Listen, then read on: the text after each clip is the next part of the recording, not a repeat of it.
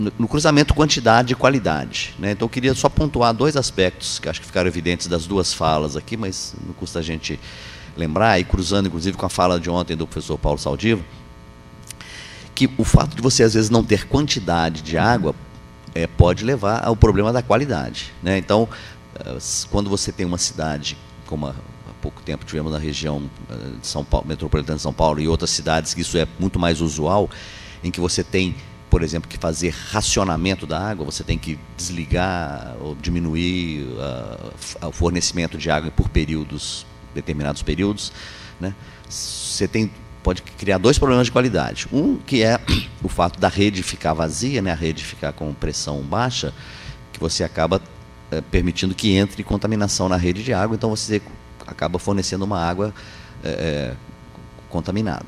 E o outro é que, quando a pessoa fica com falta d'água, né, sem água, ela pode ir atrás de uma fonte com problemas, né, que esteja mais próxima dela ali e, de repente, essa fonte é problemática. Então, você tem esse problema, claro, de quantidade e qualidade por esse lado. E o outro, que também é bastante conhecido, foi falado aqui, às vezes você tem um rio passando em frente da sua casa, né? O pessoal em São Paulo deve falar, como é que o rio Tietê está passando aqui e a gente, às vezes, tem que racionar a água, né? Que é justamente a qualidade. Você, às vezes, tem determinados mananciais, que poderiam ser mananciais, né?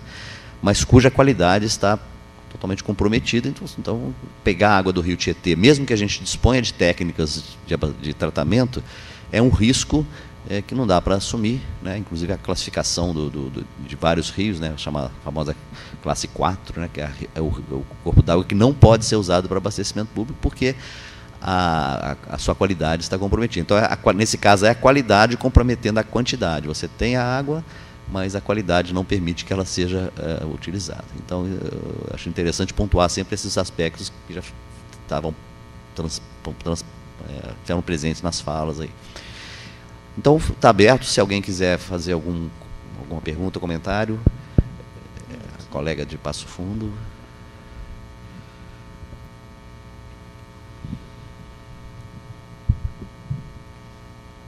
Bom dia, então, sou de Passo Fundo, meu nome é Grace e queria perguntar para a Jamile.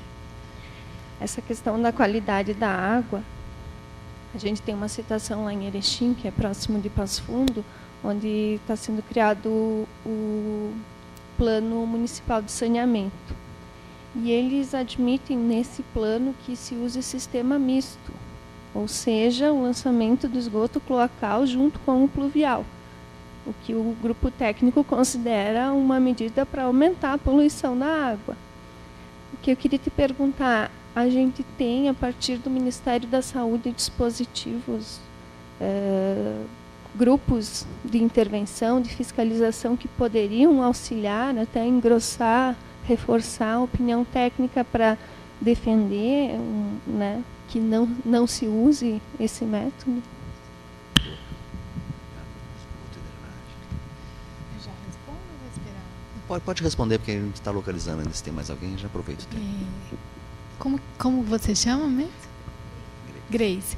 Não, na verdade, Grace, o SUS, né, e a vigilância também, de acordo com os princípios do SUS, a gente trabalha de forma descentralizada. Então, o Ministério exerce as ações junto com as secretarias dos estados e dos municípios. Aí, o ideal seria, a gente pode articular para a vigilância do município de Erechim, se ela existir, ou a vigilância de Rio Grande do Sul, dar um apoio para vocês. Eu acho que vale a pena, até porque os representantes do Rio Grande do Sul são muito atuantes, e eu acho que valia a pena você, se você quiser até me passar um e-mail com isso, que aí eu posso passar para a representante do Vigiágua, do programa Vigiágua do Estado do Rio Grande do Sul, para apoiar vocês nesse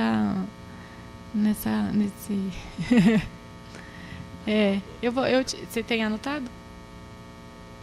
Tá.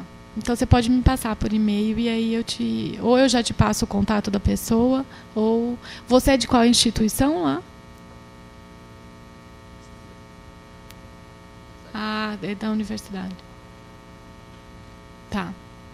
Então você pode me passar por e-mail, e aí, porque a gente não só em casos quando o Estado não dá conta, quando é uma epidemia, quando é uma emergência de saúde pública nacional, aí o Ministério pode atuar diretamente, mas senão a gente trabalha de forma descentralizada. Então o melhor caminho é esse, e lá eles têm condições de te apoiar.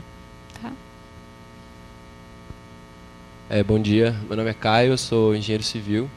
Eu tenho uma pergunta também para a Jamile. Eu queria saber se existe alguma diretriz, alguma orientação, até mesmo preocupação do Ministério da Saúde, referente à questão de presença de hormônios, fármacos, né, na água que acabam chegando para o nosso consumo, né?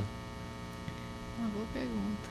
Pode responder? Uma boa pergunta. A gente está chamando esses...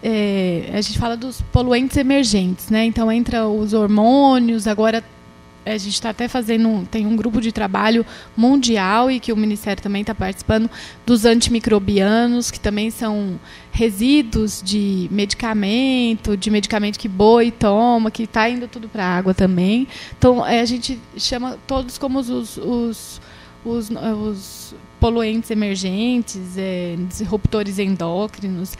E aí, assim, na portaria de potabilidade da água, a gente não tem nenhum parâmetro ainda para essa questão. Por quê? Na verdade, porque no mundo todo isso ainda não tem um valor máximo permitido. Como é um contaminante novo, né, emergente, então, até em 2015, a gente fez um congresso de segurança da água e trouxemos um representante, um japonês, que foi o autor de uma parte da guia de qualidade da água potável da OMS, sobre disruptores endócrinos. E ele apresentou vários dados e não tem, na verdade, ainda nenhum valor máximo permitido estabelecido em nenhum lugar do mundo. Mas a gente está fazendo vários estudos. Como a gente está, nesse momento, com um grupo de trabalho para revisar a portaria de potabilidade da água, a gente contratou vários estudos para subsidiar a revisão de vários parâmetros. E tem um estudo contratado, tem um que já terminou, e tem um contratado também sobre essa questão dos disruptores endócrinos, de diversos hormônios.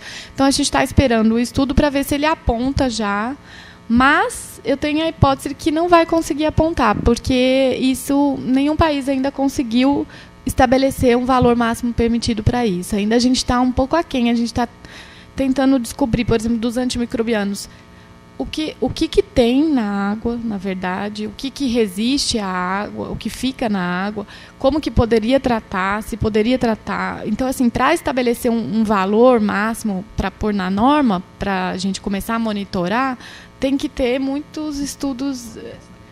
A OMS também não tem. Valor máximo permitido, não. Tem a preocupação, né? Que, então, onde se você tem um monte de documento que você pode ler sobre isso, a gente tem um estudo, mas não está público ainda, porque, na verdade, não está finalizado.